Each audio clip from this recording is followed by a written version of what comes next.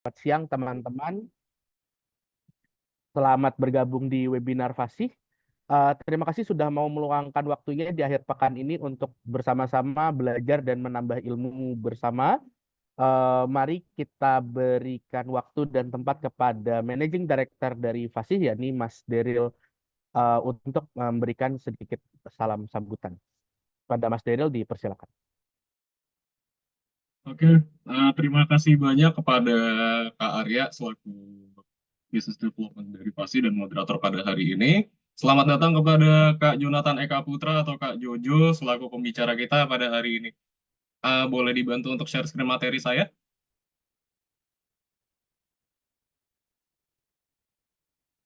Baik, sambil menunggu perkenalkan nama saya Deril selaku Managing Director dari Pasi. Ya, kepada teman-teman pertama saya jelaskan dulu bahwa tentang Pasi ini apa. Silakan ke slide selanjutnya. Ya, FASE ini merupakan lembaga belajar bahasa asing ya teman-teman, dan kami juga menyediakan layanan konsultasi beasiswa, pendidikan, dan juga bekerja ke Jepang. Jadi tidak terbatas di belajar bahasa saja. Bagi teman-teman yang juga memiliki keinginan untuk melanjutkan studi di Jepang dan juga bekerja di Jepang, kami juga menyediakan layanan konsultasi tersebut. Baik, selanjutnya.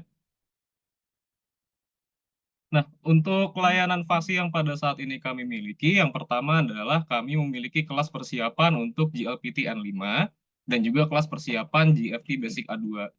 Jadi ini hanya difokuskan untuk teman-teman yang sudah pernah belajar GFT Basic A2 ataupun GLPT N5 ketika teman-teman merasa belum pede mungkin ya untuk ujian, maka kami juga menyediakan kelas persiapan. Kemudian kami juga memiliki kelas intensif bahasa Jepang di level GLPT N5. Ini akan belajar dari awal bahasa Jepang dasar level N5 secara intensif. Baik, selanjutnya.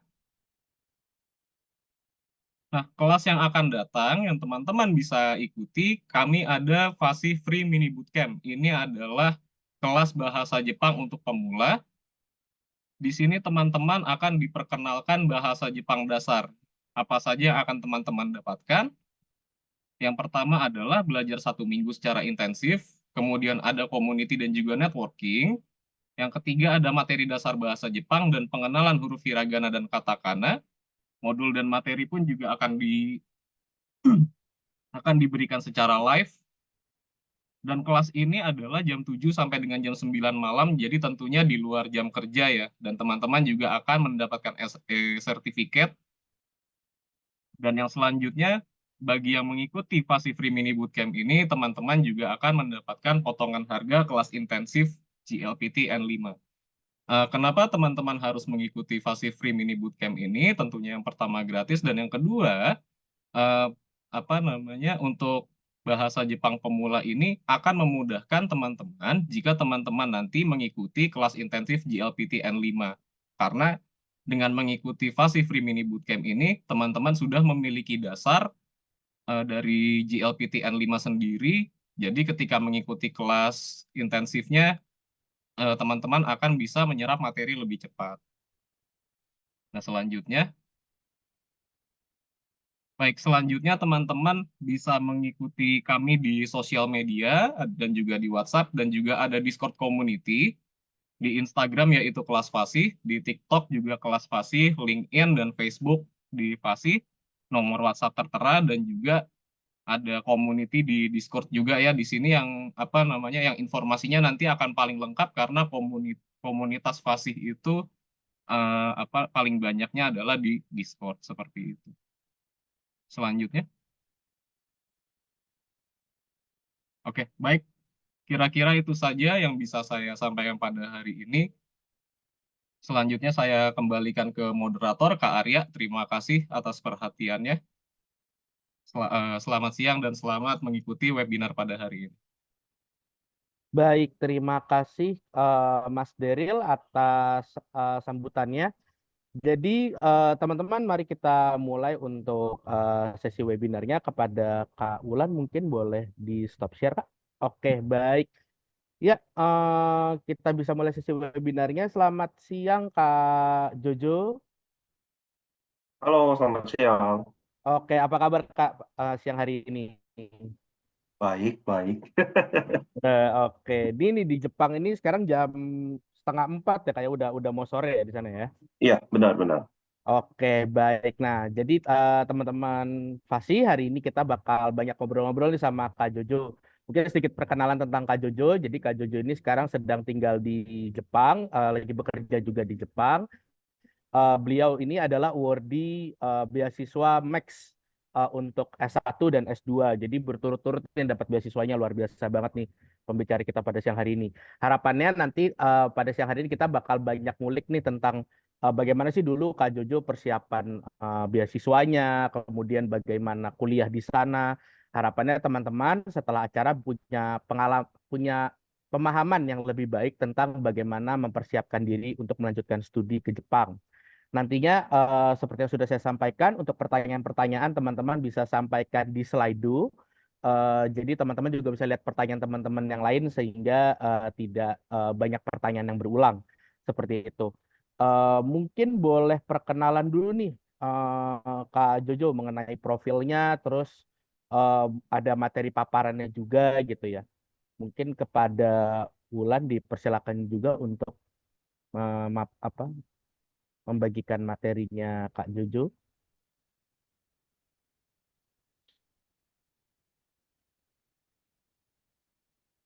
Ya, sip. Kepada Kak Jojo dipersilakan Kak. Oke, halo selamat siang semuanya. Nama saya Jonathan, biasa dipanggil Jojo sama teman-teman. Usia sekarang 28 tahun, sekarang bekerja sebagai researcher di bagian R&D di perusahaan Amano Enzyme Japan. Eh, Basically kerjanya di bidang bioteknologi.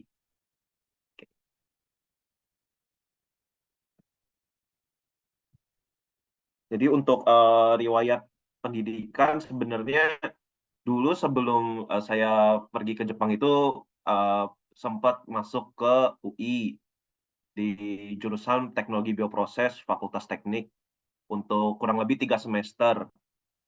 Setelah itu dapat puji Tuhan dapat beasiswa Max untuk tingkat undergraduate atau S1 dan akhirnya memilih untuk berhenti di UI dan melanjutkan ke Jepang. Jadi untuk beasiswa Max Undergraduate itu di total ada 5 tahun. 1 tahun pertama merupakan sekolah bahasa Jepang terlebih dahulu sebelum masuk ke jenjang universitas. Setelah lulus itu baru kita masuk uh, universitas di Jepang selama 4 tahun. Lalu setelah itu bisa sebenarnya di beasiswa Max itu bisa ada namanya program lanjutan. Jadi kalau sebelumnya pernah dapat beasiswa untuk S1 atau S2 itu kita bisa extend atau perpanjang beasiswa itu untuk dari S1 ke S2 atau dari S2 ke S3. Jadi puji Tuhan juga ternyata lolos untuk beasiswa S2 dan akhirnya melanjutkan S2 di universitas yang sama dengan jurusan bioteknologi juga. Lalu setelah lulus baru tahun lalu lulus, puji Tuhan juga keterima untuk bekerja di salah satu perusahaan Jepang dengan bidang bioteknologi juga. Jadi ya kurang lebih perkenalan singkatnya seperti itu aja. Oke, baik Kak Jojo. Jadi ini luar biasa banget ya profilnya Kak Jojo ini. Jadi sebelumnya udah pernah berkuliah di UI dulu dan alhamdulillah akhirnya dapat award beasiswa ya ketika di tahun kedua kuliah. Jadi akhirnya memutuskan untuk melanjutkannya di Jepang. Dan kemudian setelah selesai S1 pun juga lolos seleksi untuk melanjutkan ke jenjang S2 gitu. Nah, mungkin boleh di-sharing nggak sih Kak, kayak kenapa sih dulu ketika berkuliah itu memutuskan, oh saya maunya S1 di Jepang nih gitu. Apa sih motivasinya gitu? Untuk motivasi awalnya sebenarnya bener motivasi paling awal itu karena nggak mau membebankan orang tua dengan uang kuliah ya. Karena jujur aja saya bukan berasal dari keluarga yang berada. Jadi sebenarnya dari kelas SMA 2 gitu, saya udah coba nyari-nyari beasiswa baik dalam negeri maupun luar negeri, dan hasil dari pencarian beasiswa itu saya menemukan kalau beasiswa ke Jepang itu yang opportunity-nya itu paling banyak, nggak cuma Max doang. Jadi sebenarnya ada juga beasiswa Mitsui Bussan, beasiswa JASO, dan beasiswa langsung dari universitas-universitas di Jepang juga, itu ada banyak kesempatan. Dan dari semua itu yang paling yang paling visible lah dulu ya, yang paling memungkinkan itu beasiswa Max.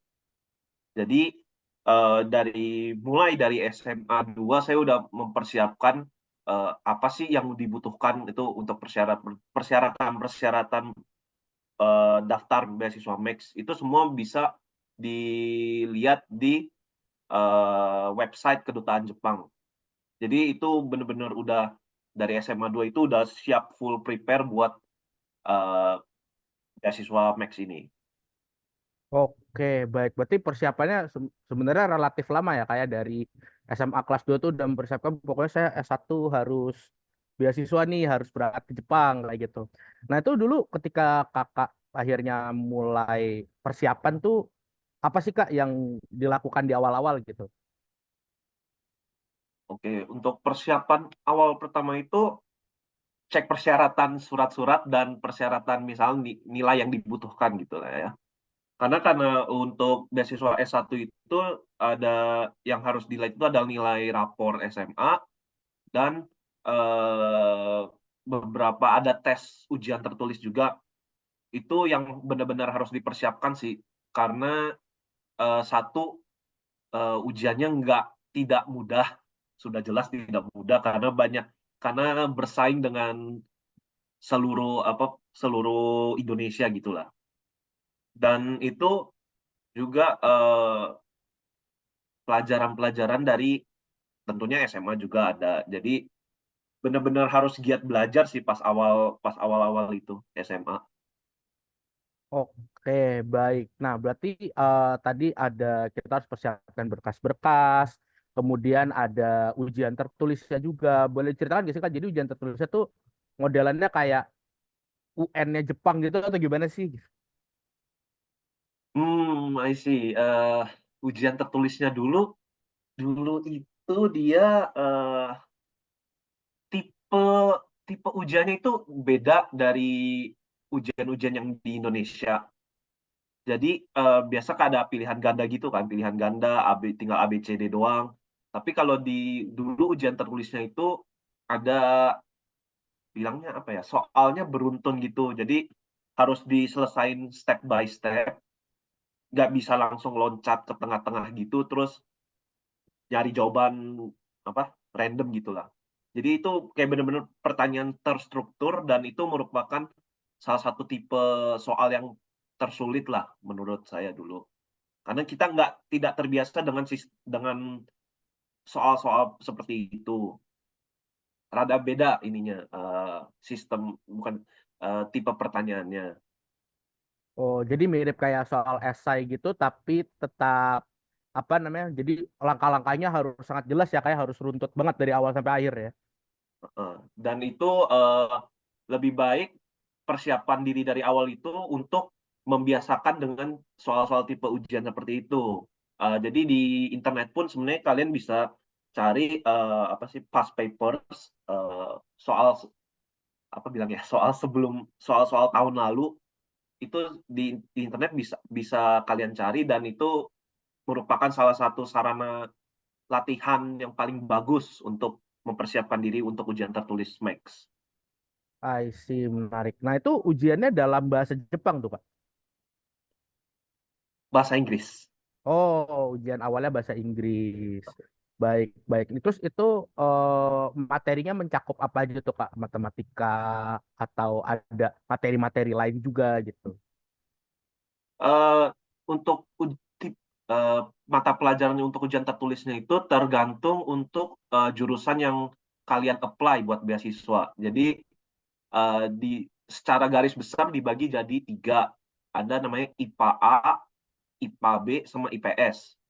IPS itu jelas untuk jurusan-jurusan yang berhubungan dengan IPS, kayak ekonomi, sejarah, arts, dan kawan-kawannya. Untuk IPA itu ada 2, IPA A dan IPA B. IPA A itu untuk engineering, teknik, fakultas teknik. Jadi kayak seperti biotek, teknik elektro, teknik mesin, dan kawan arsitektur, dan kawan-kawannya itu masuknya IPA A. Nah, kalau IPA A itu butuhnya matematika, fisika, kimia. Dan IPA B itu untuk mainly ke biologi, seperti kedokteran hewan, dokter gigi, dan agrikultur, itu masuknya ke IPA B. Dan karena berhubungan dengan biologi, jadi yang dibutuhkan itu matematika, biologi, dan kimia. Oh, I see. Baik. Jadi tadi ada IPA A itu untuk yang keteknikan gitu ya. Jadi makanya butuh fisikanya kuat tuh ya. Karena makanya tadi ada fisika gitu ya.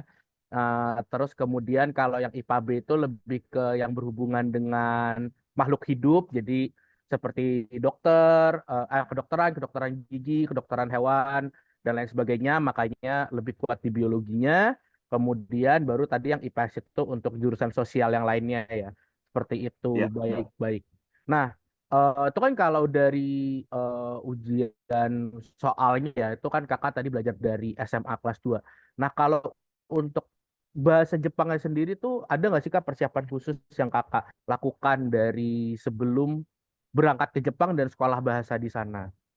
uh, jadi sebenarnya sebelum saya ke Jepang itu eh, bahasa Jepang yang saya tahu itu ya paling seputaran dari anime lah. Maksudnya kayak siapa sih zaman sekarang gitu yang anak muda nggak nonton anime gitu, kayak well, ya dulu dulu belajarnya dikit-dikit lah dari anime sama dari internet, otodidak gitu. Cuman setelah membulatkan tekad buat mau dapat ini beasiswa, saya nyari tempat les bahasa Jepang. Itu in the end pun juga ngeles paling juga cuma 1 tahun, kayak nggak nyampe 1 tahun gitu. Karena masih sambil sekolah juga, jadi harus ngatur waktu juga dulu. Jadi nggak terlalu bisa lama belajar Jepangnya juga.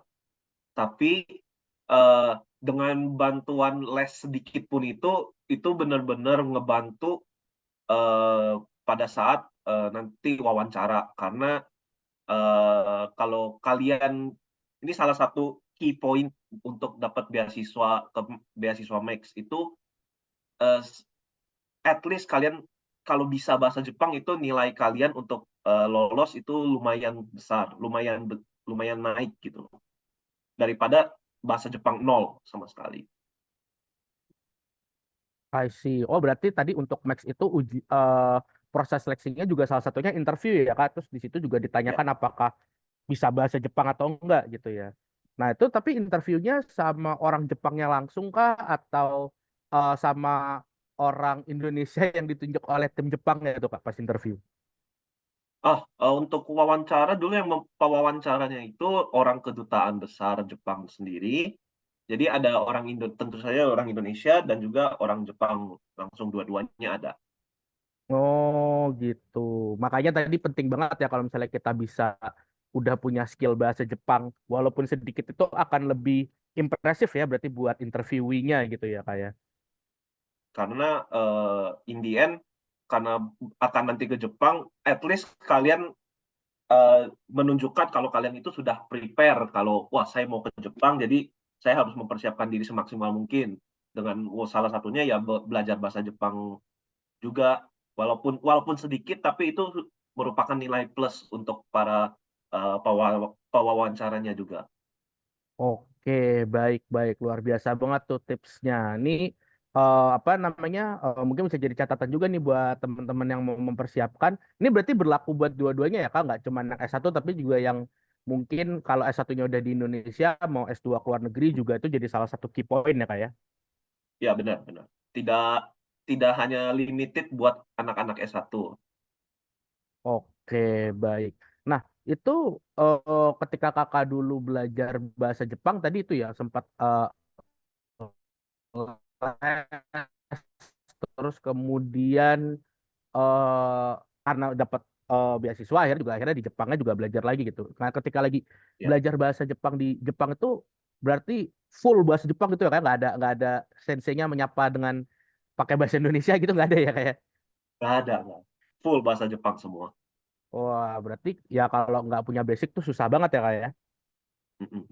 I see. Nah itu kalau dari Kak Jojo sendiri tuh butuh waktu berapa lama sih sampai dari mulai belajar bahasa Jepang secara serius sampai akhirnya bisa menjalani kehidupan sehari-hari dengan bahasa Jepang gitu Kak? Itu berapa lama sih? Gimana ya? Sebenarnya pertama kan tadi saya udah bilang 1 tahun pertama itu kita akan belajar bahasa Jepang bersama dengan berbagai apa murid-murid asing juga dari berbagai negara lain yang juga merupakan penerima beasiswa Max. Nah, itu 1 tahun pertama itu benar-benar kita intensif belajar bahasa Jepang tiap hari, 1 minggu 5 hari, tiap hari 3 jam. Itu benar-benar full 1 tahun. Nah, kalau dibilang kapan benar-benar terbiasa ke hidup dengan lancar berbahasa Jepang tiap hari itu 3 tahun mungkin, karena gimana ya, tergantung sebenarnya nanti tergantung kalian bakal masuk universitas mana. Eee, Biasanya ada beberapa daerah itu yang kita ada namanya dialek lah ya, di Jepang itu ada namanya dialek. Jadi ada dialek Kansai, ada dialek Hiroshima dan kawan-kawannya. Itu sebenarnya, kita tidak belajar di sekolah bahasa Jepangnya, kita hanya belajar bahasa Jepang yang normal, standar, bahasa nasionalnya. Nah, itu untuk benar-benar beradaptasi untuk kehidupan sehari-hari itu kurang lebih butuh 1 tahunan lagi sih. I see, I see. Berarti belajar, maksudnya berarti belajar bahasa Jepang yang formal aja itu tidak cukup ya Kak untuk bisa kita hidup secara mungkin bisa tapi agak terbata-bata gitu ya ketika akhirnya nanti ketemu sama orang Jepangnya langsung gitu ya kayak. Berarti teman-teman ini persiapannya harus dari jauh-jauh hari nih dalam mempersiapkan bahasa Jepangnya seperti itu. Nah, terus mungkin boleh eksplor sedikit nih Kak kehidupan perkuliahan kakak gitu ya. Mungkin sambil juga kayaknya ada beberapa koleksi foto yang bisa ditampilkan nih gitu pada tim Fasi mungkin boleh tolong di share screen gitu. Boleh cerita nggak sih Kak dulu pengalamannya ketika berkuliah tuh kayak ngapain aja? Beda nggak sih mahasiswa Indo sama mahasiswa Jepang gitu kan? Kalau mahasiswa Indo kan biasanya hobinya nongkrong nih Kak. Nah, kalau mahasiswa Jepang nih hobinya ngapain nih Kak? Gitu. Nggak salah, jauh, sorry, kulturnya kita sama kulturnya orang Jepang itu jauh banget. Jadi, kuliah di Jepang itu gimana ya, eee, mungkin kalian nggak tahu senior-senior kalian, mungkin juga kalian nggak tahu teman-teman seangkatan kalian, karena sebegitu individualistis juga ada, eksklusivitas juga ada, eee, tidak nggak semuanya satu angkat karena satu angkatmu pasti berbaur semua, itu enggak, beda. Dan di sini kita juga nggak ada yang namanya, apa apa ya, kita dulu dulu kita bilangnya apa sih di Ospek, ospek. ospek, ya ya ospek, kita di sini nggak ada ospek. Oh ya, ini kayak foto-foto ini tuh pada saat, masih di kuliah bahasa Jepang, sekolah bahasa Jepang 1 tahun pertama. Itu kita, eee, ya seperti bisa kalian lihat itu semua orang asing. Jadi kita orang asing dari berbagai negara berkumpul di situ untuk 1 tahun belajar bahasa Jepang bareng-bareng. Tentu saja maksudnya di situ juga ada yang udah punya skill bahasa Jepang sebelum datang ke sini, juga ada yang benar-benar masih nol, kayak masih pemula itu seperti saya dulu. Nanti untuk kelasnya itu bakal dipisah sesuai dengan kemampuan bahasa Jepangnya. Jadi nggak perlu minder kalau wah gue nggak bisa bahasa Jepang sama sekali, gimana gue bisa ngikutin pelajarannya, itu semua ada, mereka sudah ada sistemnya buat dibagi-bagi kelas per kemampuan bahasa. Dan in the end itu akhirnya juga sebagai outputnya kita bakal sama-sama cukuplah berbahasa Jepang untuk bisa survive di kehidupan kampus gitu. Terus ini untuk suasana kampusnya bisa kalian lihat itu ada banyak murid-murid itu pas lagi zaman-zaman mahasiswa baru, jadi banyak itu yang bilangnya apa ya, ada club activity, jadi kayak kegiatan ekstrakurikulernya lah. Itu mereka kayak narik-narikin mahasiswa baru buat join klub mereka. Terus juga salah satu ininya perpustakaan di Universitas Jepang itu biasanya lengkap dan bisa kalian pinjam bukunya itu lumayan lama kayak 2 mingguan lah. Dan itu yang dibawa foto di bawah tengah itu pas pelajaran olahraga di dalam gimnasium. Ya lumayan, suasana kampusnya itu lumayan gimana ya, sangat kondusif untuk belajar, tapi juga kondusif juga untuk bersosialisasi lah. Ini ya juga ada foto-foto lagi pas masih sekolah bahasa dan juga pas lagi ngikutin kelas di kanan bawah tuh. Di kanan bawah itu lagi kelas apa ya itu? Frontier Science. Jadi tentu saja karena saya joinnya itu pas S1, dari S1 itu nggak ada program bahasa Inggris rata-rata. Beberapa universitas ada kayak misalkan Tokyo University itu ada dari English course buat S1, tapi biasanya jarang. Biasanya untuk S1 semua full bahasa Jepang. Dan di situ biasanya chance kita buat berteman dengan orang Jepang karena itulah kita bisa tanya-tanya berbagai hal, banyak hal tentang pelajaran karena kita anggapnya masih newbie lah dalam bahasa Jepang. Jadi itu merupakan salah satu chance terbesar buat mencari teman orang Jepang. Oke.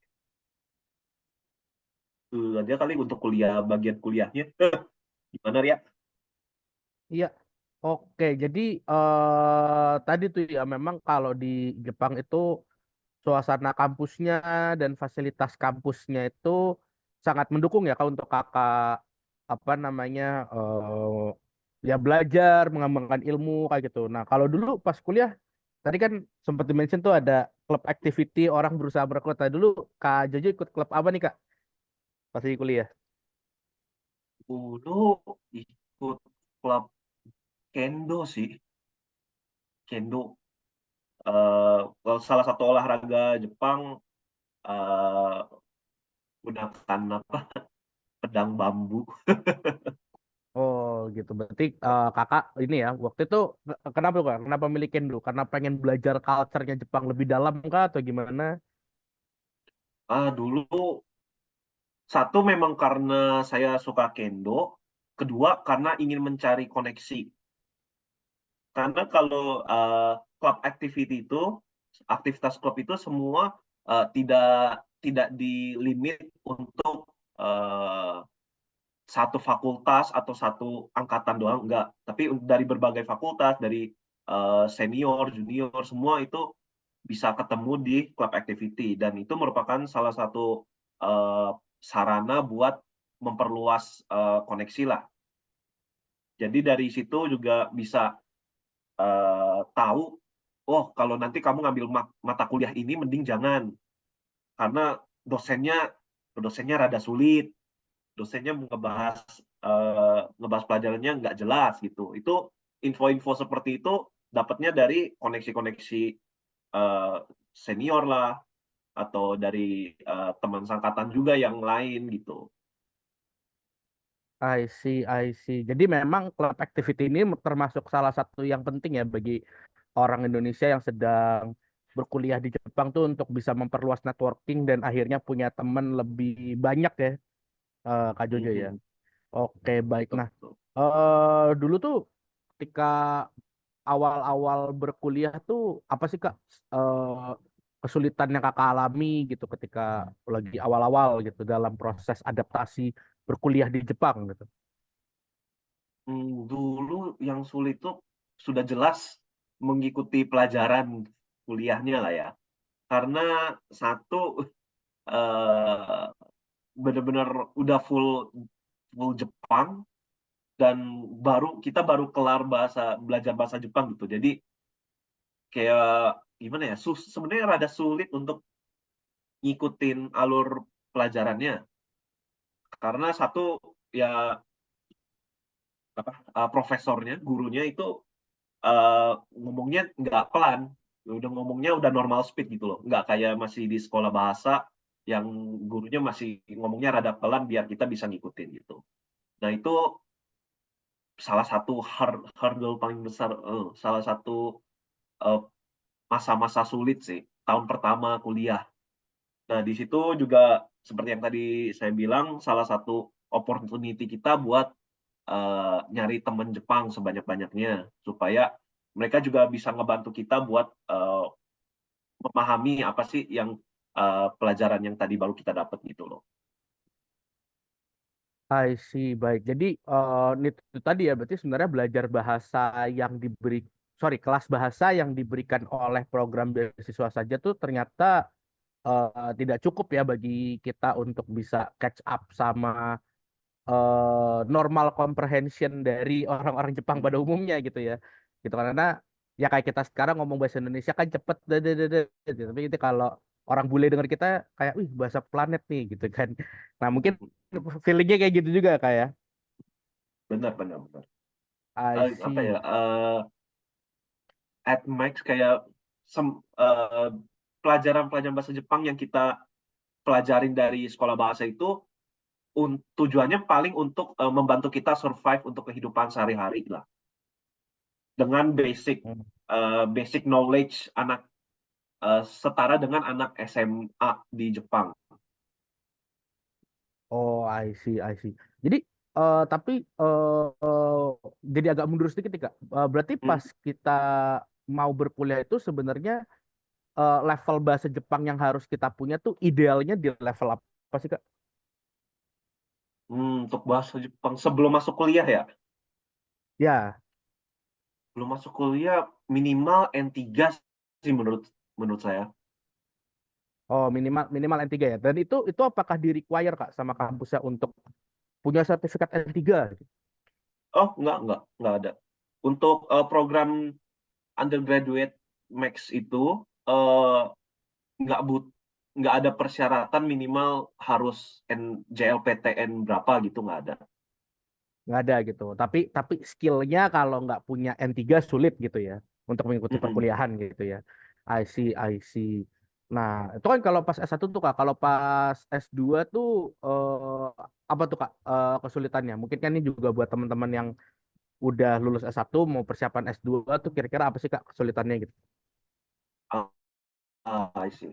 Untuk Max S2 itu, S2 S3 eh, secara apa ya? Secara dokumentasi, secara persyaratan berkas-berkasnya itu sebenarnya tidak ditulis butuh JLPTN berapa. Karena kebanyakan S2 S3 di Jepang itu udah full English course. Jadi secara akademik kalian nggak butuh bahasa Jepang. Tapi karena kalian tinggal di Jepang, untuk survive kehidupan sehari-harinya itu tetap butuh bahasa Jepang. Nah, di situ yang biasanya merupakan apa ya, hurdle terbesar, tantangan terbesar buat para orang warga negara asing untuk survive di Jepang.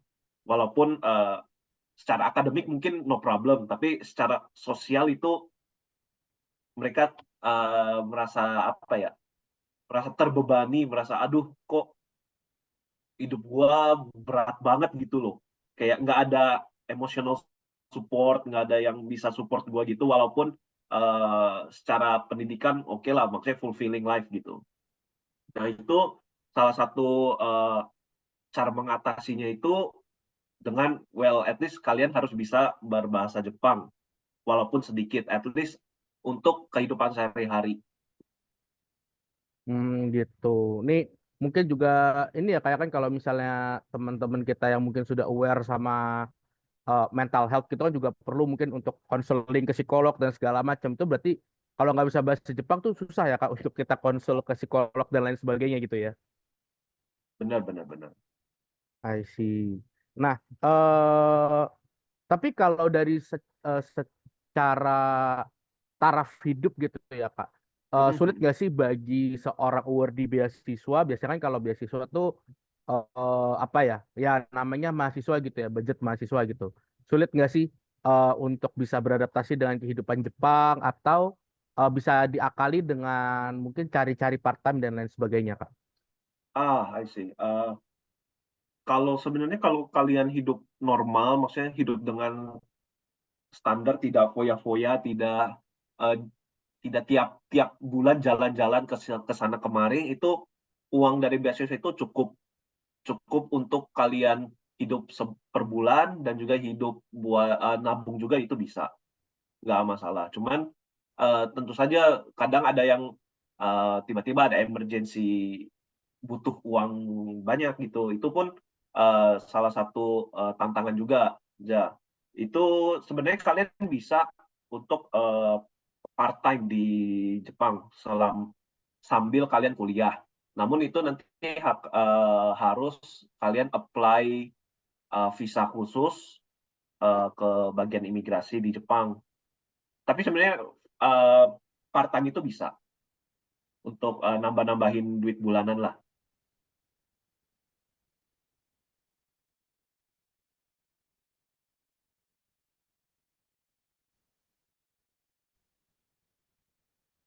I Kalau see, area, I oke. see. Ya, terus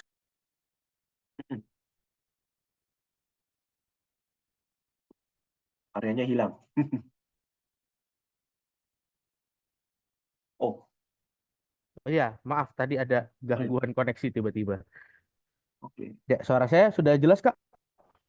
Ya, oke, kedengaran. Oke, siap, baik. Jadi tadi memang kalau kita hidupnya normal-normal aja gitu ya, kayak nggak sedikit-sedikit pulang ke Indonesia atau nggak sedikit-sedikit ngapa-ngapain gitu, memang sebenarnya uang beasiswa itu cukup aja ya gitu. Tapi Cukup. memang kerja part time itu bisa cukup membantu juga untuk sedikit menambah keuangan gitu ya. Nah, terus kalau tadi kan kakak udah sempat mention itu tentang kayak apa ya? Kalau di kelas bahasa kita kenal sama sesama murid luar negeri. Terus abis itu kita ikut klub activity tuh kita jadi kenal sama orang Jepangnya lumayan banyak. Kalau komunitas orang Indonesianya sendiri tuh gimana sih Kak di Jepang? Apakah cukup banyak? Terus apa namanya kegiatannya tuh apa aja gitu kalau buat orang Indonesia gitu? Oke. Mungkin bisa juga sambil share salah satu slide yang udah saya persiapkan juga. Jadi orang Indonesia di Jepang itu banyak, banyak. Di berbagai daerah Indonesia itu banyak ada orang orang Indonesia. Dan salah satu komunitas terbesar orang Indonesia di Jepang itu adalah namanya PPI atau Perhimpunan Pelajar Indonesia. Nah, itu mungkin next slide kayaknya. Ya, jadi dulu karena saya tinggalnya di Osaka, saya itu dinaungi sama namanya PPI ON atau Persatuan Pelajar Indonesia Osaka Nara. Nah, di sini itu seperti sesuai dengan namanya itu Persatuan para Pelajar Indonesia yang ada di daerah Osaka dan daerah Nara. Tentu saja PPI ini nggak cuman ada di Osaka Nara, di Tokyo pun ada, di Hiroshima ada, di Fukuoka ada, dan Kobe, Kyoto, dan kawan-kawannya itu semuanya ada. Nah, di sini itu merupakan salah satu wadah kita untuk berkomunitas dengan sesama orang Indonesia, dan jujur ini merupakan salah satu emotional support saya pas di akhir-akhir tahun, pas lagi tesis lah, pas lagi ngerjain tesis. Dan kenapa bisa jadi emotional support, karena satu, kita bisa berbicara bahasa Indonesia satu sama lain. Itu mungkin sekarang yang masih di Indonesia itu apa sih kok bangun bahasa Indonesia itu Indonesia aja bisa jadi emotional sport itu nanti kalau misalkan kalian ke sini kalian bakal ngerasain rasanya nggak bisa ngomong bahasa Indonesia karena lumayan stres dan itu di PPION itu ada berbagai macam apa ya aktivitas juga tiap tahun itu ada namanya welcoming para pelajar yang baru datang atau juga nanti ada barbekyuan, ada juga namanya hanami atau melihat bunga sakura bareng-bareng sambil piknik. Ada juga namanya apa ya momijigari itu melihat daun daun-daun maple yang pas musim gugur. Juga nanti ada kayak namanya winter trip, winter vacation. Kita bareng-bareng ke suatu daerah misalkan untuk ski atau melihat salju. Itu PPION itu tiap tahun ada aktivitas seperti itu. Dan itu merupakan salah satu apa ya support lah untuk kehidupan kita di luar akademik. Itu merupakan salah satu faktor yang lumayan besar untuk saat hidup sebagai mahasiswa di Jepang. I see, I see. Jadi memang ini ya tadi namanya Persatuan Pelajar Indonesia ini memang sangat membantu untuk tadi ya untuk ngerasa masih terkoneksi dengan orang Indonesia, masih bisa ngomong bahasa Indonesia gitu ya. Karena tiap hari ngomong bahasa Jepang tuh stres juga ya, Kak ya. Oh, stres, tentu. Itu stresnya karena ini ya, Kak, apa bolak-balik mikirnya bahasa Indonesia dulu baru ditranslate ke bahasa Jepang gitu ya, Kak ya. Benar. Jadi lama gitu thinking prosesnya ya. Oke, nah, jadi tadi itu pengalaman Kak Juju tuh udah luar biasa banget ya dari mulai S1, S2, terus sekarang kerja juga ya Kak ya? Ya, sekarang kerja. Oke, mungkin boleh di-share gak tuh Kak kayak apa namanya, kenapa setelah studi memutuskannya, udah saya bekerjanya di sini juga aja gitu. Terus eh, kenapa kok apa namanya, ya kalau kenapa di biotek karena kuliahnya biotek juga ya, tapi specifically kenapa di bidang yang sekarang gitu Kak? Kenapa kerja di Jepang? Satu, tentu saja karena gajinya lebih besar. Ya, jujur aja kita untuk kalau kerja di Indonesia gajinya lumayan kecil lah kalau dibandingin sama eh, Jepang gitu lah ya. Jadi kalau misalkan saya kerja di Jepang, eh, bisa kirim uang juga ke keluarga, juga bisa nabung di sini. Itu merupakan salah satu faktor terbesar juga sih untuk kenapa milih kerja di Jepang. Dan selain itu, karena udah terbiasa dengan hidup di Jepang, Hmm, jadi kayak mungkin kalau saya balik ke Indonesia udah linglung sepertinya, nggak tahu kok ini Indonesia kayak begini gitu loh, udah beda. I see, I see. Berarti total nih kakak udah 8 tahun ya kayak berarti di Jepang ya, tinggal ya? Ya, dari 2016 ya, Iya, 8 udah tahun. 8 tahun, Ya lah, sepertiga sepertiga hidup di sana berarti udah terbiasa lah ya sama kehidupan di sana segala macam gitu ya. Nah, benar. tapi kalau dari Kak Jojo sendiri gitu, mungkin untuk menginspirasi teman-teman terutama untuk melanjutkan kuliah gitu di Jepang. Kenapa sih Kak harus Jepang gitu? Kenapa Jepang itu harus jadi negara tujuan kita gitu? Oke, ini sebenarnya juga balik lagi ke tadi yang awal udah saya ceritain pas perkenalan. eh, Jepang itu merupakan salah satu destinasi studi terbanyak, nggak cuma dari Indonesia juga, tapi dari berbagai negara juga di dunia. Mereka membuka opportunity, membuka kesempatan lumayan banyak dengan ngadain berbagai macam beasiswa dan juga dari kerjasama antar negara juga untuk maksudnya nggak cuma beasiswa doang tapi ada juga ada eh, program pertukaran pelajar dari pemerintah ke pemerintah dan juga dari tiap universitas ke universitas juga ada. Kalau di Indonesia itu misalkan ITB itu ada kerjasama dengan Universitas Tokyo, Universitas Osaka, dan Universitas Nagoya gitu. Jadi nggak cuman dari jalur pemerintah doang, tapi dari jalur univ ke univ itu juga ada. Dan itu so far yang dari saya lihat untuk beasiswa luar negeri, Jepang itu yang paling gampang didapat lah. Kalau dibandingin ke Eropa lah, atau ke USA, atau bahkan ke Singapura pun kayaknya juga susah gitu terimanya. Dan mungkin kenapa ya, Jepang mungkin karena kalian tahu lah culture-nya Jepang itu udah sangat mendunia gitu loh. Kayak siapa sih yang nggak tahu anime, siapa sih yang nggak tahu sushi, bla bla bla gitu. Dan itu merupakan salah satu faktor terbesar buat Jepang untuk menarik orang-orang asing datang ke Jepang. Nggak cuma sebagai turis, tapi juga sebagai pelajar juga. Jadi in conclusion, kesimpulannya itu Jepang itu chance keterimanya itu paling besar sepertinya. I see. Jadi memang pertama jalurnya tadi banyak banget juga ya. Tadi kan kakak udah sebutin ada Max, ada dari setiap univ juga ada beasiswanya lagi seperti itu. Terus mungkin karena ya tadi ya yang kakak bilang kan culture-nya itu kita orang-orang sudah terbiasa gitu ya, udah tahu anime, manga, udah tahu makanan-makanannya juga dan lain sebagainya. Jadi seperti transisi kehidupan ke Jepang itu sepertinya tidak sesulit kalau kita ke negara-negara lain gitu ya Kak ya. Seperti itu. Oke, nah sambil mengingatkan juga ke rekan-rekan apabila punya pertanyaan boleh langsung melalui link Slido yang sudah disebarkan oleh panitia dan jangan lupa juga untuk mengisi link presensi kayak gitu.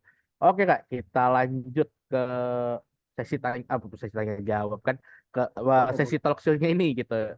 Nah, kalau dari Kak Jojo sendiri, kira-kira misalnya kalau untuk kasih tips and trick ya mungkin untuk rekan-rekan yang mau mempersiapkan studi gitu. Three do's and three don'ts Kak gitu. Apa tiga aja gitu, jadi jangan banyak-banyak gitu. Three do's and don'ts. Oke, dari do's dulu ya. Ya. Satu, belajar bahasa Jepang. Persiapin diri dengan bahasa Jepang sebelum datang ke Jepang. Itu udah paling nomor satu sih dari saya. Terus do's kedua, siapkan mental. Karena Jepang itu tidak seindah dunia anime. Dia jadi karena kalian bakal benar-benar uh, belajar bukan untuk bersenang-senang. Tujuan utama kalian datang ke sini itu untuk belajar awal-awal. Setelah nanti kalian udah terbiasa dengan Jepang, barulah bisa bersenang-senang. Terus ketiga apa ya? Saya juga bingung. Terus ketiga itu hmm, hmm, carilah cari teman seperjuangan. Dulu saya pas masih di Indonesia juga sering itu nyari-nyari di grup-grup yang ngebahas tentang apa beasiswa Max lah. Itu dulu saya join juga ke community-community kayak gitu, terus kita bahkan sempat pernah ketemuan buat ketemu bareng belajar ngebahas soal-soal ujian Max secara langsung gitu loh. Jadi bisa sambil ngajarin, kita juga sambil diajarin juga. Itu sebagai salah satu step untuk preparation itu lumayan membantu. Itu sih three do's dari saya. Three don'ts. Satu, uh, yang saya bilang jangan menganggap Jepang itu sama dengan anime karena real life itu tidak seindah anime. Jadi apa ya? Kalau kalian berpikir wah kalau ke Jepang bisa kayak di anime-anime gitu apa sama orang asing terus tiba-tiba uh, apalah bilangnya kayak sok kenal sok dekat gitu itu sangat sangat tidak mungkin karena orang Jepang sangat bilangnya apa ya, tertutup dengan orang luar, apalagi orang yang baru pertama kali ketemu. Terus dons kedua itu apa ya? Dons kedua, jangan full percaya dengan bahasa Inggris, karena balik lagi ke dus pertama yang tadi, harus belajar bahasa Jepang, karena bahasa Inggris nggak semuanya ngerti, walaupun kalian di kota besar di Tokyo atau Osaka pun nggak semuanya bisa bahasa Inggris. Jadi ya kalian harus belajar bahasa Jepang. Terus don'ts ketiga apa ya? Don'ts ketiga, jangan tidak belajar, eh, jangan tidak mempersiapkan diri untuk ujian-ujian beasiswa gitu, karena benar-benar persiapan itu sangat membantu untuk nanti pas benar-benar nerima ujiannya atau pas wawancaranya itu dengan persiapan yang cukup, persiapan wawancara lah, persiapan ujian itu benar-benar sangat membantu untuk lolos seleksi beasiswanya lah. Itu deh. I Itu aja. see. Baik, jadi tadi kalau tridusnya itu adalah persiapkan bahasanya ya Kak, harus belajar bahasa. Terus habis itu yang kedua juga apa namanya cari teman seperjuangan gitu ya Kak ya. Sama tadi yang ketiga apa Kak? Sorry. Persiapan mental. Oh ya, persiapkan persiapkan mental gitu ya. Jadi karena di Jepang itu tidak seperti yang digambarkan di fiksi-fiksi ya kayak. Jadi kalau di sana ketabrak truk itu nggak isekai ya kayak. Ya Allah. Tidak, ya mati. Gitu. Oh ya mati ya di sana Langsung ya. masuk rumah sakit. Iya gitu. Soalnya sekarang kan kalau apa fiksi-fiksi Jepang ini banyak gitu ya kayak. Nah ini pas banget nih teman-teman kalau teman-teman nantinya bergabung dengan Fasih ya. Di Fasih itu kita punya komunitas juga untuk bisa saling sharing pengalaman atau persiapan beasiswanya itu seperti apa. Nantinya juga Kak Jojo akan ada di Discord, Discordnya Fasih. Jadi nanti teman-teman bisa banyak-banyak nanya, bisa banyak persiapan, bisa sharing-sharing kayak gitu. Karena ya sharing is caring ya teman-teman. Semakin banyak teman-teman membagikan informasi, tentunya nanti teman-teman juga bakal dapat informasi lain juga dari teman-teman yang lain. Nah, jadi di Fas ini udah lengkap banget. Kita punya kelas bahasanya, kita juga ada layanan konsultasi untuk teman-teman yang mau bekerja ataupun mau melanjutkan studi di Jepang. Itu nanti bisa free kita kasih eh, dengan paket-paket kelas bahasanya. Dan kemudian untuk komunitas itu juga free seperti itu. Jadi kalau teman-teman daftar kelas bahasa di Fasih itu dapat free-nya banyak banget tuh teman-teman. Nah tadi juga donsnya juga udah disampaikan ya sama Kak Jojo gitu ya bahwa mungkin lebih ke manage ekspektasi ya kayak jangan jangan menganggap bahwa oh sampai ke Jepang terus semua masalah kehidupan selesai gitu ya karena kan harus tetap harus ada yang diperjuangkan lagi kayak gitu. Oke, mungkin sebelum kita masuk ke sesi tanya jawab nih Kak, ini udah ada beberapa pertanyaan juga yang masuk ke Slido nih ya. Nah, teman-teman juga feel free untuk kalau misalnya masih mau nanya, masih ada yang belum clear nanti dari apa namanya dari penjelasan Kak Jojo tadi, itu bisa langsung tanya-tanya aja di Slido-nya seperti itu. Mungkin closing statement nih Kak, sebelum kita masuk ke sesi Q&A, kira-kira dari Kakak ada yang mau ditambahin lagi nggak? Jadi saya apa ya? Ya bilangnya ya kejarlah cita-cita kalian, bukan ke negeri Cina tapi ke negeri Jepang. Di negeri matahari terbit ya Kak ya? Benar. Oke, baik. Thank you Kak Jojo atas pemaparan materinya luar biasa banget. Semoga menginspirasi teman-teman semua. Semoga teman-teman punya apa ya pandangan yang lebih clear. Oh, gini loh caranya saya melanjutkan kuliah ke Jepang seperti itu.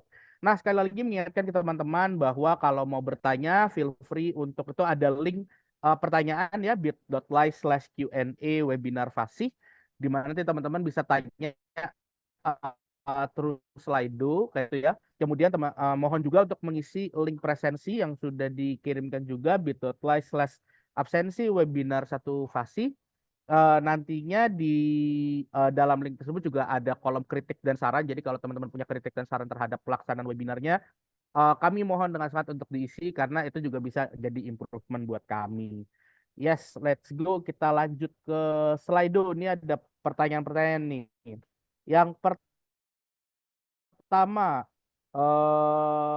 Kak, izin bertanya bagaimana cara melancarkan berbicara bahasa Jepang, terutama untuk dialek-dialeknya. Oke, melancarkan berbicara bahasa Jepang dipakai setiap hari. Oke, Karena itu merupakan salah satu jalan paling cepat yang paling benar untuk bisa berlatih lancar berbicara bahasa Jepang. I see. Jadi memang memang kalau bisa tuh ini ya kayak kayak bikin kampung Jepang gitu di Indo ya. Kan gak tinggal kampung Inggris gitu. Kalau kampung Inggris kan tiap hari ngomong bahasa Inggris, ini kita bikin kampung Jepang gitu ya di Indo ya. Biar tiap hari Ya, ngomong bahasa Jepang. atau yang paling gampang sebenarnya kalian kalau punya teman yang seperjuangan gitu kan, kalian bisa buat kesepakatan lah antara kalian berdua itu untuk ya kalau kalau kita ketemu kita ngobrolnya pakai bahasa Jepang doang atau bahasa Inggris doang gitu. Itu juga salah satu cara yang gampang sih untuk mempercepat kalian fasih berbicara bahasa asing, nggak cuman Jepang ya. I see, seperti itu. Nah, tapi kalau untuk kayak dialek-dialeknya tadi tuh, Kak, kan kayak yang tadi Kak bilang biasanya kalau sekolah bahasa kan ngajarinnya bahasa Jepang formal gitu ya. Tapi kan kalau kayak dialek-dialek itu cara nyari referensinya dari mana sih, Kak, kira-kira? Kehidupan sehari-hari sih itu ya. Eh, Kayak dulu pas masih baru baru lulus dari sekolah bahasa Jepang juga nggak tahu itu namanya dialek. Oh, ada dialek Kansai, ada dialek ini. Itu benar-benar baru tahu setelah terjun ke masyarakatnya langsung dan dengerin tiap hari, denger dan apa ya, listen and still gitu loh. Dengerin terus kita juga coba pakai sendiri. I see, Itu bukan sesuatu yang bisa dipelajarin dari sekolah itu. I see. Berarti mungkin kalau masih di Indonesia belum sampai ke Jepang tuh bisa dengan mungkin nonton film gitu ya, Kak ya. Nonton Bisa, bisa, nonton nonton kayak gitu dengan mungkin dengan subtitle bahasa Jepang juga, jadi kita paham dia tuh ngomong apa gitu gitu ya. bisa, bisa, bisa. I see.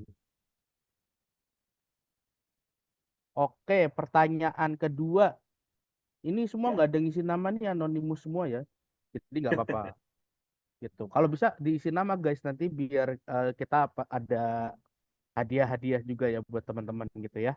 Nah, halo Fasi dan Jonathan, bagaimana cara menyiapkan proposal penelitian untuk riset student? Apakah perlu mencakup sampai kesimpulan? Nah, oh ini berarti Unu udah siap banget nih kan nih buat dia mempersiapkan max research student nih. Oh, oke, oke. Untuk research student itu, proposal penelitian itu biasanya langsung apa ya bilangnya, mencakup sampai kesimpulan nggak perlu. Sebenarnya nggak perlu sampai eh, apa ya, nggak perlu lengkap sampai oh ini udah berakhir gitu loh. Karena namanya masih proposal, jadi kurang lebih apa ya, penelitiannya itu mau dibawa kemana, tujuan akhir penelitiannya itu yang lebih penting sih.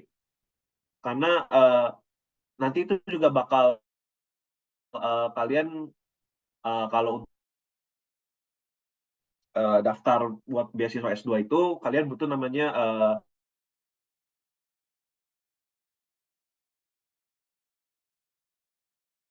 acceptance gitu dari dosen Universitas Jepang.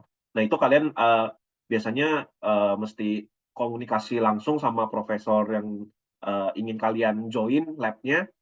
Nah, nanti itu biasanya mereka bakal bantu kalau kalian mau join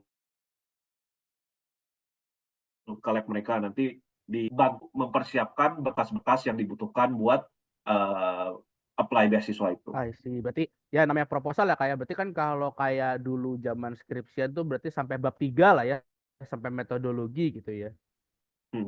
Ya, itu I see. kurang lebih sampai situ sih, ya. Ya, itu harus setebel itu Kak, Kak.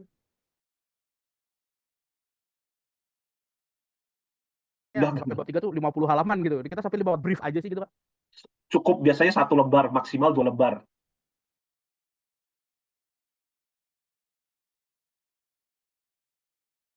Nggak butuh sampai Oh, 50 lembar. singkat banget. Dosennya juga buat baca itu semua. Singkat, padat, Oh, jelas. jadi abstrak aja gitu ya, Kak ya, kurang lebih ya. Lebih, iya lebih mirip ke abstrak sih. Abstrak lebih dikit lah. Kalau dalam menulis proposal riset itu apakah harus sudah dalam bahasa Jepang, Kak, atau boleh bahasa Inggris gitu? Bahasa Inggris. Oh, dalam bahasa Inggris ya. Berarti apa namanya nggak harus udah ditulis dalam bahasa Jepang ya. Ya, nggak Tapi perlu. kalau ditulis dalam bahasa Jepang itu apakah meningkatkan kemungkinan keterima beasiswa gitu, Kak? Ah, itu sebenarnya tergantung sama ininya sih, tergantung sama profesornya Hmm, nanti.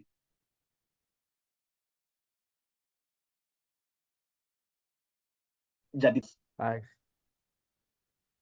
yang paling aman udah tulis I see, I bahasa see. Inggris Betul. aja. I see, I see. Menarik, menarik. Oke, nah itu ya semoga terjawab dan semangat menyiapkan proposal bagian paling sulit ya, Benar. Kak, ya, dalam persiapkan beasiswa S2 ya. Mm-mm. Nah, kalau dulu Kakak, apakah proposal yang dibikin akhirnya sama dengan yang dilakukan atau ada kemungkinan bisa beda tuh, Kak? Bisa beda kalau misalkan eh, kalau di ininya apa lanjut lanjutin riset saya yang dari S1 buat lanjut ke S2 di lab yang sama dengan profesor yang sama, jadi nggak terlalu sulit. Tapi ada juga case yang dari S1 mau pindah ke departemen lain atau mau pindah ke lab lain di S2-nya, itu juga ada. Itu nggak harus lanjutin dari research S1, bisa juga benar-benar kayak beda lah, beda untuk riset S2-nya. I see, menarik. Oke, oke. Jadi ya sebenarnya untuk proposal penelitian itu dibikinnya singkat aja dalam bahasa Inggris yang baik dan benar. Grammar penting Ya, juga ya, tulisnya gitu ya. benar-benar. Oke, dan kemudian juga ada kemungkinan kalau nanti proposal yang teman-teman submit itu bisa jadi nanti pelaksanaannya tidak sesuai. Jadi apa namanya harus bisa ya adaptasi dengan cepat ya, Kak, dengan kemauan Betul, dosennya betul, seperti betul. apa. Seperti itu. Nah, ini nanti juga kalau di Fasih, teman-teman boleh nih mengkonsultasikan kayak ini berkas-berkas yang sudah saya persiapkan, kira-kira kekurangannya apa dan lain sebagainya. Itu free buat teman-teman yang ngambil kelas bahasa di Fasih. Jadi ini bagus banget buat teman-teman ya. Dan tadi juga buat pertanyaan pertama kan tadi sarannya Kak Jojo adalah mencari teman seperjuangan buat latihan ngomong bahasa Jepang. Nah, nanti di komunitas Fasih juga kita ada Japandi ya, Japandi di mana teman-teman itu wajib berbicara bahasa Jepang di channel Discord-nya Fasih. Jadi itu juga bisa membantu teman-teman untuk memperlancar bahasa begitu.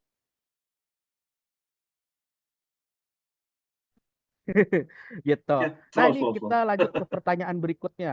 Apakah ada requirement level minimum ya, seperti N1, N2, N3 atau M4 yang harus dicapai untuk lulus dalam tes bahasa Jepang oleh beasiswa Max, Kak Jonathan? Oh, jadi ini mungkin merefernya kepada pas nanti kakak kelas bahasa yang setahun itu berapa gitu. Bentar, ini tes bahasa Jepang maksudnya pas seleksi atau pas sudah di Jepangnya saya juga nggak tahu. Tapi kalau misalkan untuk yang tes seleksi ini nggak ada, sebenarnya nggak ada target, nggak ada level minimum. Jadi eh, untuk tes seleksi yang ujian bahasa Jepang itu sebenarnya semua orang wajib wajib terima. Jadi itu kalau misalkan kalian nggak tahu ya mereka tinggal kosongin gitu loh. Itu merupakan salah satu tolak ukur juga pas nanti lanjut ke interview, tahap interview. Nah, kalau misalkan ditanya kurang lebih tes tes bahasa Jepang di bagian seleksi itu kurang lebih seberapa? Setahu saya N2, paling susah N2. Normalnya itu N N4 kurang lebih N5 N4 itu udah cukup bisa lah sih. Kalau untuk yang udah di Jepang, tes bahasa Jepangnya level minimum. Jadi itu nanti pas sekolah bahasa Jepang itu udah ada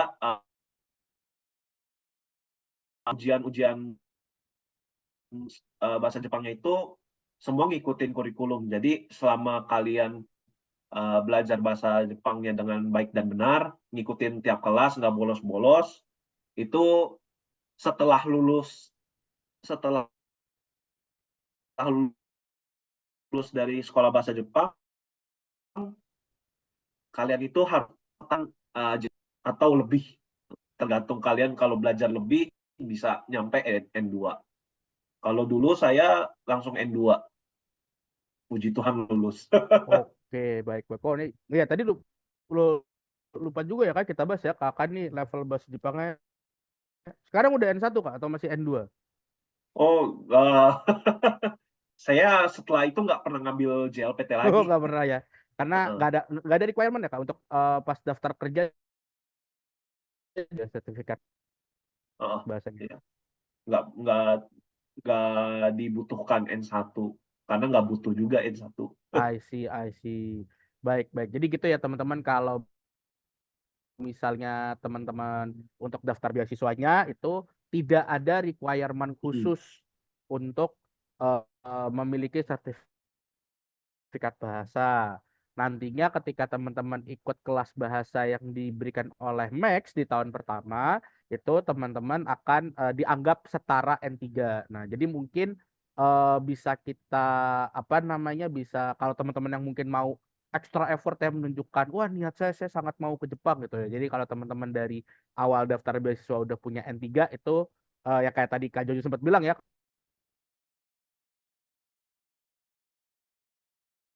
lagi sip. Benar. Kemudian pertanyaan berikutnya ini ada di kita perlu persiapan buat tempat tinggal nggak Kak? Nah ini pertanyaan menarik nih Kak. Jadi kayak di sana tuh gimana sih pas berangkat itu apa? Pertama saya ngomongin dulu yang S1 ya. Kalau S1 itu karena satu tahun pertama itu adalah sekolah bahasa Jepang, semua akomodasi udah dipersiapin sama universitasnya. Jadi sama sekolah bahasa Jepangnya itu udah dipersiapin, kalian bakal nanti tinggal di dormitory. Itu selama 1 tahun untuk yang S1. Setelah lulus dari sekolah bahasa Jepang, itu kalian harus cari tempat tinggal sendiri. Nah itu nanti ada namanya student support center yang bakal ngebantu kalian buat nyari rumah, atau misalkan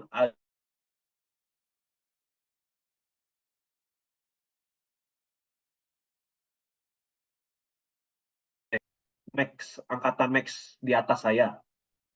Jadi biasanya itu tiap tahun itu, sorry, ini rada melenceng dikit bentar. Tiap tahun itu karena ada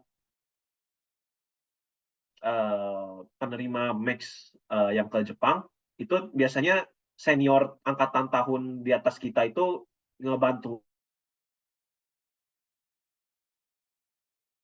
Kalian udah ada sini itu bakal dibantuin sih. Jadi gitulah.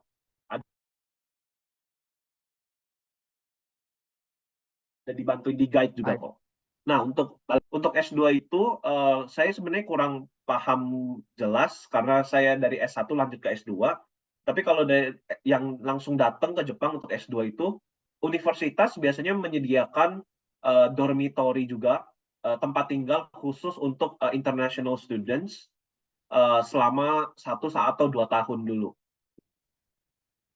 Jadi itu untuk pas datang itu kalian nggak perlu nyari rumah dulu karena biasanya sudah disiapin sama pihak universitas. Oke, wah ini termasuk ini ya Kak, berarti beasiswa dari Jepang ini termasuk beasiswa yang baik ya Kak. Karena kan kalau ke negara-negara lain tuh kita harus cari kosan sendiri, Benar. harus cari kalau mau daftar dorm harus kompetisi sama yang lain. Kalau di Jepang ini semuanya udah disiapin. Nah,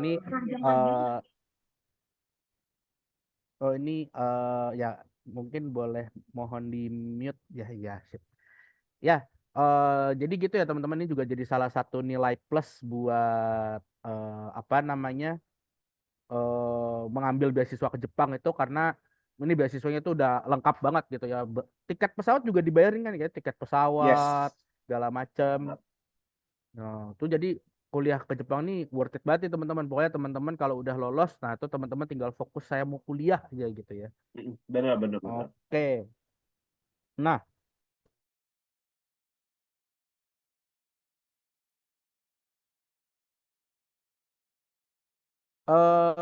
pertanyaan berikutnya ini next, Kak.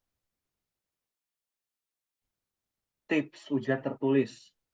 Kerjain past papers, kerjain soal-soal tahun sebelumnya. Dan biasakan diri dengan tipe soal ujiannya. Karena salah satu karakteristik soal ujian Max itu biasanya nggak pakai angka, terutama fisika, karena semuanya dalam rumus, dalam simbol. Itu mungkin pas pertama kali lihat pilihan jawabannya ini kenapa huruf semua, nggak ada angka. Nah, itu biasanya yang paling kagok sih. Jadi rata-rata Hmm, ujian fisikanya itu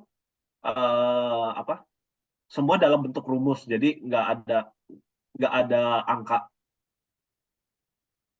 I Untuk see. matematikanya kayaknya dulu dari belajar dari past papersnya juga sudah lumayan ngebantu sih. Nggak susah-susah amat, tapi nggak gampang-gampang juga. Lalu I untuk kimianya menurut saya sih standar SMA lah ya. see. Itu aja sih, iya. Ya, Cukup belajar belajar yang banyak. ya. Baik. Berarti kalau untuk ujian tertulis ini memang teman-teman itu pokoknya refer kepada past papers, itu semua free ya kalau untuk diakses ya. Past Ya, papers ini ya. dicari di internet langsung keluar banyak. Oke, termasuk jawaban-jawabannya tuh ya, Kak ya. Untuk jawabannya itu ada beberapa yang ada juga, atau ada yang nggak ada. Apa bilangnya? Beberapa tahun ada kunci jawabannya, dan tahun-tahun Hmm, lainnya itu ada yang nggak ada atau belum belum keluar. Nah, itu biasanya bisa nyari ya mungkin dari yang ngebahas-bahas soal kayak begitu juga kan. I see, baiknya. Jadi memang past papers ini teman-teman bisa akses secara gratis ya, legal itu di internet itu ada banyak yang share, termasuk kunci jawabannya pun kalau aman bisa juga cari dari YouTube. Nah, ini juga nanti di komunitasnya Fasih teman-teman juga bisa saling sharing nih mungkin dalam proses sharing atau apa namanya teman-teman ada yang bingung atau lain sebagainya juga bisa bertanya ke sesama pejuang beasiswa nih kayak gitu.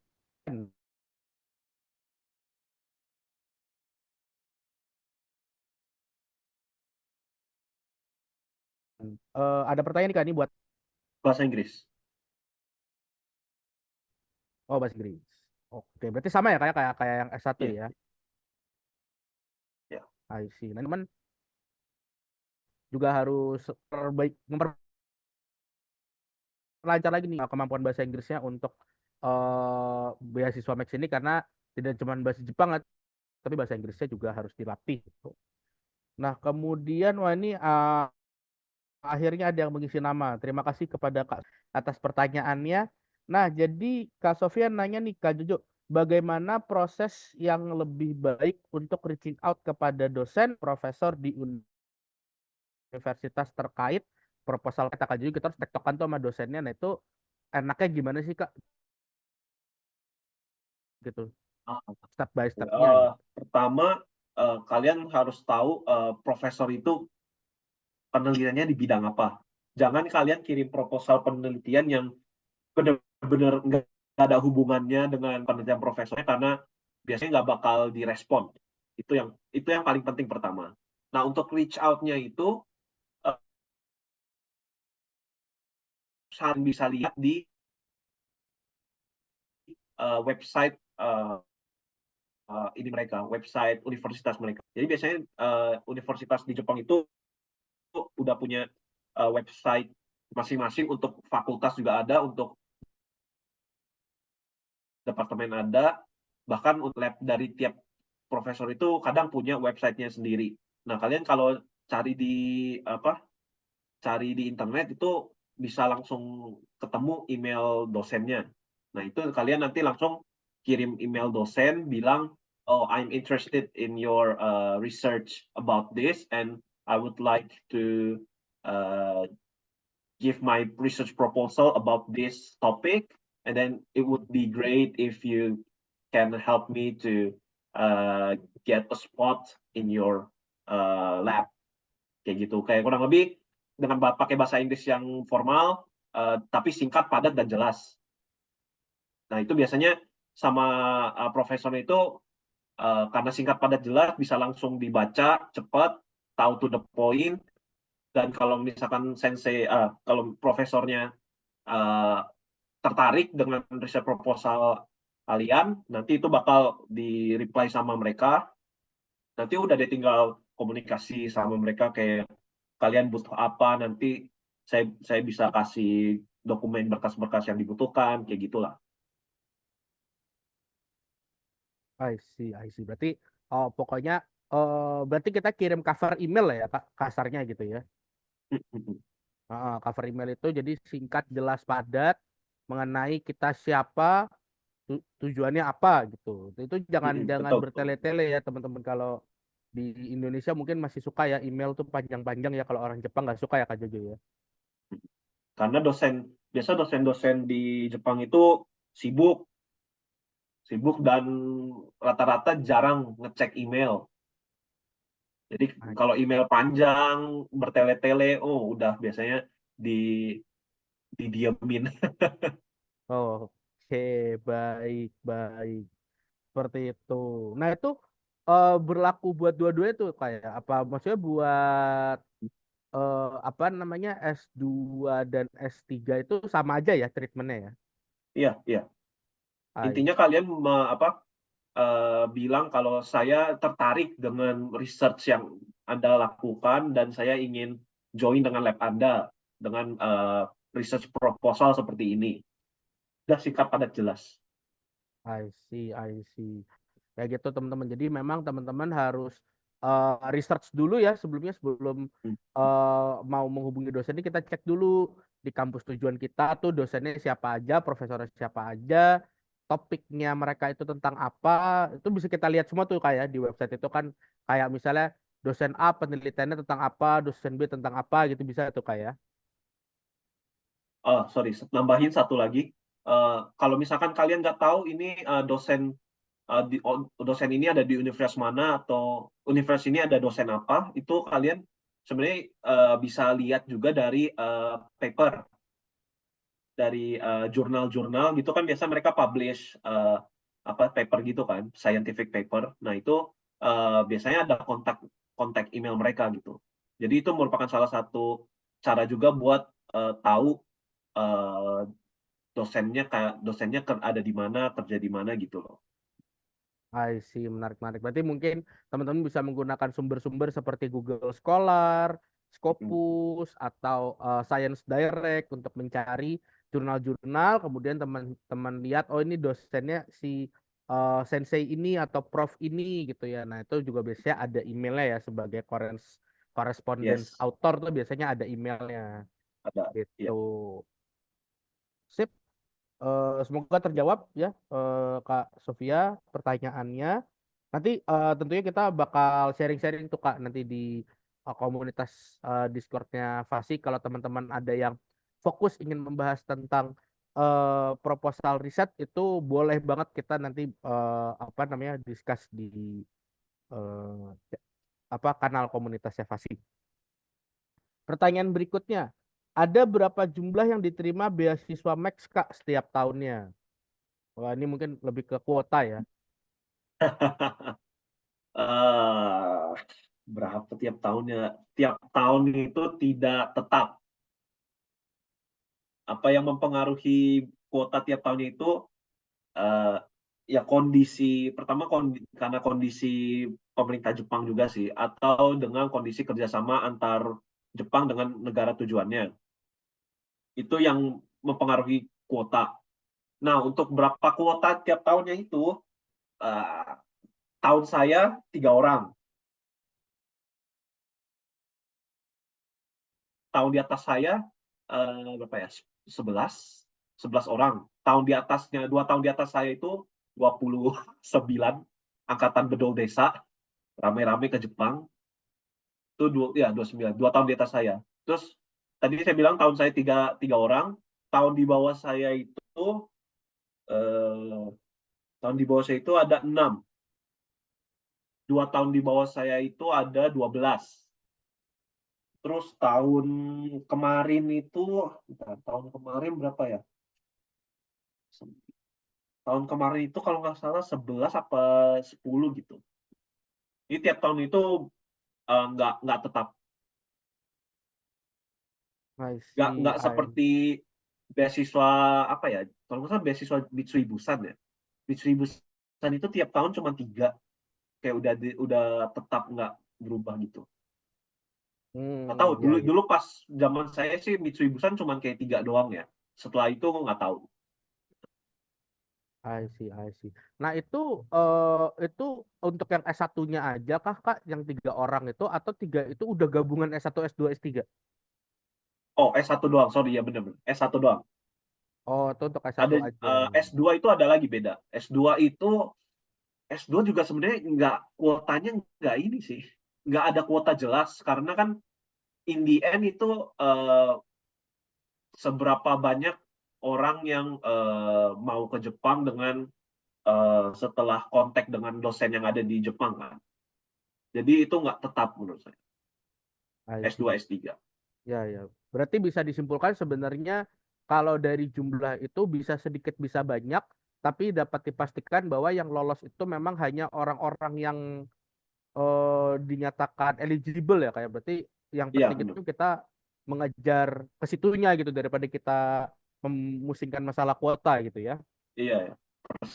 Selama selama kalian memenuhi persyaratan yang ada, itu tenang aja. I see. Nah, kemudian Kak, ini ada pertanyaan, ini kota yang paling ramah mahasiswa di Jepang tuh di mana sih Kak? Terima kasih Kak Juju dan tim Fasi. Terima kasih kembali. Rating nih Kak, Paling rating ramah. yang top 3 lah, top 3 gitu, yang paling ramah mahasiswa gitu. Maksudnya paling ramah mahasiswa secara apa nih? Secara finansial, secara sosial. Mungkin ya, mungkin mungkin kombinasi kombinasi ya, kayak antara Oke, eh sulit juga pertanyaannya ya. mm. Oh, tapi Paling mungkin ramah. mungkin itu juga bisa apakah kalau dapat beasiswa Max itu tiap kota tuh Hmm. dapat uang sakunya sama nggak Kak, atau beda-beda? Oh, kalau di kota besar lebih dikit. Kota besar seperti Tokyo dan Osaka ada lebih dikit lah. Oh gitu. Tapi sebenarnya secara general berarti uangnya nggak jauh berbeda gitu ya Kak ya. Karena ia mengikuti standar harga di kota tersebut. Oh, I see. Nah, berarti Nah, yang kalau kalau secara Heeh. finansial mungkin gitu tuh Kak, yang uang saku sama gaya hidupnya cocok gitu. Nah, itu. Kalau dari saya pribadi ya, yang dulu sebenarnya untuk S1, sorry, untuk S1 dulu, S1 itu pilihan kota tujuannya itu cuma 2, Osaka dan Tokyo. Karena sekolah bahasa Jepang yang sudah ditunjuk sama Max itu cuma ada 2, di Osaka 1, di Tokyo 1. Nah, Hmm. eh, kalau untuk S2 itu sesuai dengan universitas yang kalian tuju lah ya. Itu jadi saya nggak bisa bilang apa-apa. Kalau ditanya Osaka atau Tokyo, saya lebih milih Osaka. Makanya saya ke Osaka. Kenapa? Tokyo satu, harga kehidupannya mahal. Itu satu. harga rent rumah, harga sewa rumah itu mahal di Tokyo. Jadi cukup lumayan dengan uang beasiswa itu kayak ya pas-pasan lah. Nah, kalau di Osaka itu relatively lebih murah daripada Tokyo. Jadi dan orang-orang Osaka itu lebih ramah dibandingkan orang-orang Tokyo dari segi sosial. Jadi kalau secara pribadi menurut saya ini mungkin hanya sangat bias, tapi yang paling ramah mahasiswa Jepang itu Osaka. I see, I see. Karena itu tadi ya kayak lebih lebih terjangkau dan apa namanya mungkin nggak sehektik Tokyo juga ya kayak kalau di Osaka Iya, ya. benar, benar. I see, I see. Kan kalau Oh, kita sama lihat satu lagi, sorry. oh ya, Osaka itu lokasinya di tengah-tengah Jepang. Jadi kalau kalian mau jalan-jalan mau ke bagian selatan, bisa. Maksudnya nggak jauh-jauh amat, juga nggak mahal-mahal amat. Kalau mau ke utara pun juga bisa. Dibandingkan dengan Tokyo yang lebih condong ke timur dan jauh untuk ke daerah selatan. oh I see, I Kalau yang see. suka jalan-jalan ya. Ya, jadi kalau teman-teman hobi traveling gitu ya, nah ini Osaka nih lebih strategis gitu ya posisinya kayak Benar, tiket benar, benar. tiket pesawat, tiket Shinkansen-nya eh, jadi murah kemana-mana gitu karena di tengah-tengah. Gitu. Oke, baik. Nah, ini ada pertanyaan nih. Nah, ini karena udah pertanyaan terakhir, mungkin kita kasih kesempatan buat teman-teman yang masih mau nanya lagi, mungkin sisa satu dua pertanyaan. Tapi buat sekarang ini pertanyaan terakhir yang masuk di Slido.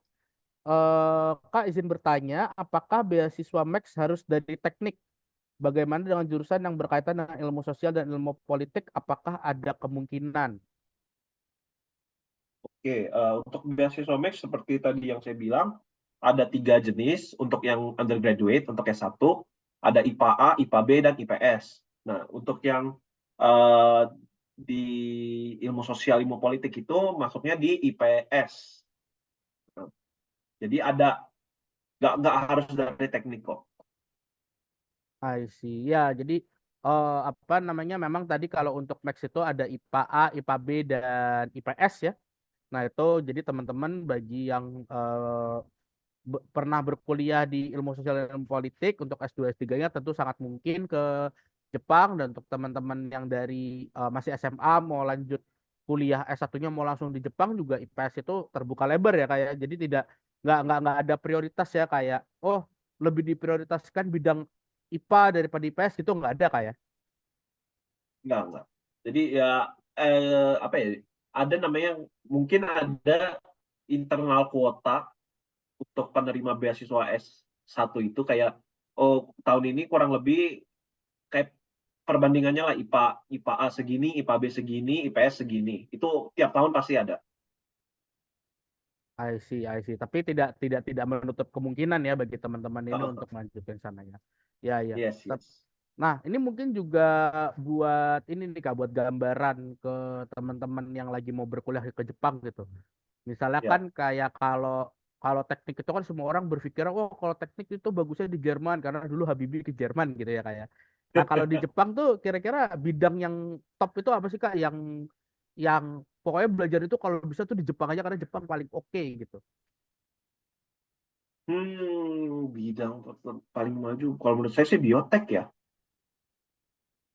Biotek di Oke, biar. Jepang salah satu yang paling bagus menurut saya.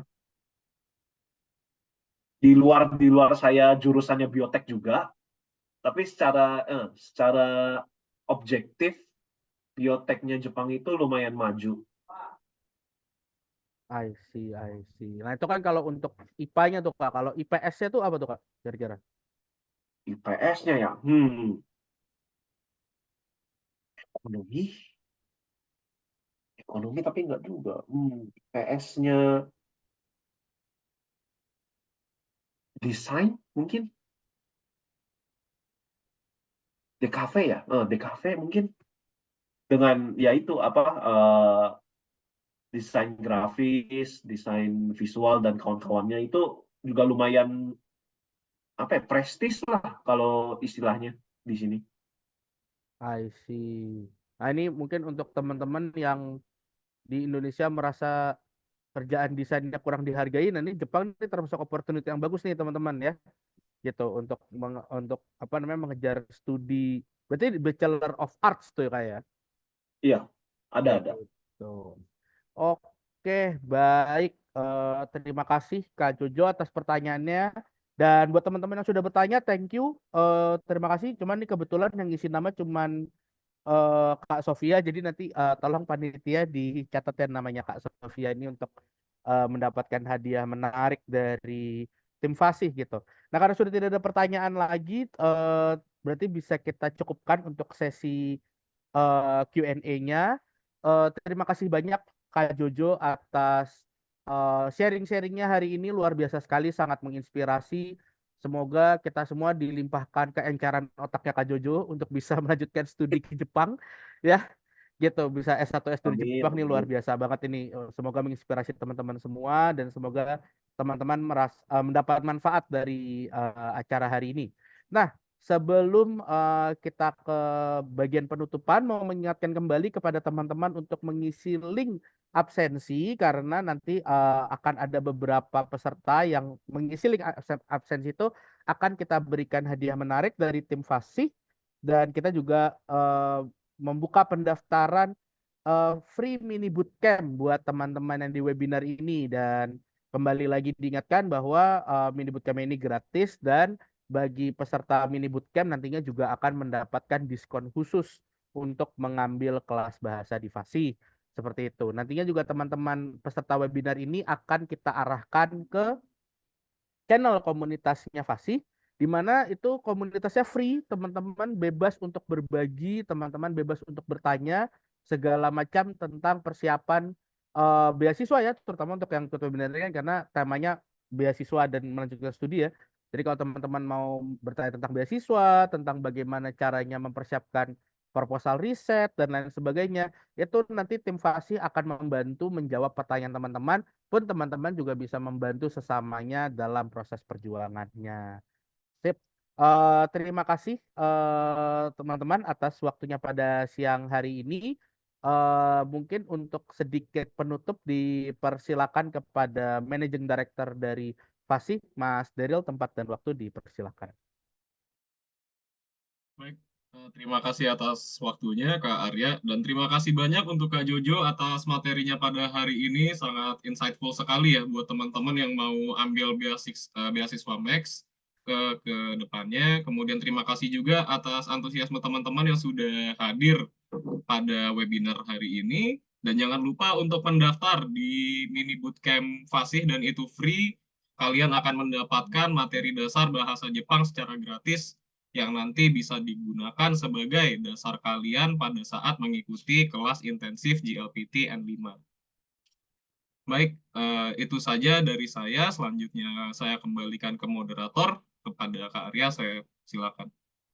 Ya, terima kasih Mas Daryl atas kalimat penutupnya. Jadi ya sekali lagi ya teman-teman ini tidak bosan-bosan saya mengingatkan ya untuk mengisi link absensi dan mendaftar kelas free trial karena sayang banget ini kalau teman-teman lewatkan ya diskon khusus ini karena diskon ini hanya akan diberikan ke teman-teman yang daftarnya dari link pendaftaran yang di webinar ini seperti itu. Nah, karena sudah mencapai penghujung acara, kita akan melakukan sesi foto bersama. Jadi untuk teman-teman yang mungkin berkenan untuk menyalakan kamera, tolong menyalakan kamera. Jika yang berhalangan menyalakan kamera, mungkin bisa kasih reaction aja, gitu ya, biar ramai, gitu, untuk sesi fotonya. Mungkin kita tunggu 1 menit ya untuk teman-teman mungkin atau 2 menit mungkin teman-teman prepare dulu. Ada yang mau pakai hijab dulu, mungkin ada yang mau touch up dulu ya kan. Gitu. Kalau saya pakai filter zoom aja nih ya kan. Biar luar biasa. Oke, ayo teman-teman boleh menyalakan kamera.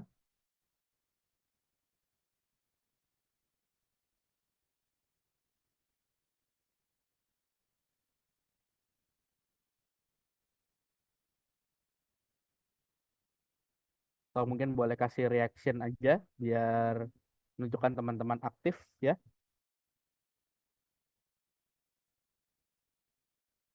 Saya juga kasih reaction deh biar ikutan rame. Reactionnya reaction bapak-bapak. Nah, jempol. Oke, ya, yang ngambil foto sudah siap, Kak? Mungkin boleh dikasih hitungannya. Oke deh. Saya hitung ya. 1, 2, lagi-lagi. 1, 2. Oke, udah Mas. Oke, baik. Terima kasih teman-teman yang sudah hadir pada siang hari ini. Semoga acara ini bermanfaat bagi teman-teman. Kembali lagi, tidak bosan-bosan saya ingatkan untuk mengisi link absensi dan untuk mendaftar kelas free trial karena sayang banget kalau kesempatannya dilewatkan buat teman-teman.